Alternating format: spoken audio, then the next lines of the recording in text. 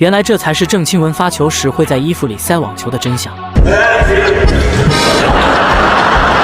随着中网开赛，全球顶尖高手汇聚一堂。刚做完手术的郑钦文也正式复出。然而，有很多萌新观众发现，郑钦文在发球前总会精心挑选2个球，一个用来发球，一个塞进短裙下的紧身裤里。如果运动员穿的裤子直接就会凸起一块，看着十分怪异。难道郑钦文就不怕跑动时球掉出来吗？没想到多出来的球竟然和网球的特殊规则有关。原来网球有2次发球机会。一旦第1次发球失误，选手必须在20秒内重新发球。如果每一次都要重新挑选球，很容易拖延时间。毕竟赛场上瞬息万变，观众一声咳嗽、一个喷嚏都会影响选手状态。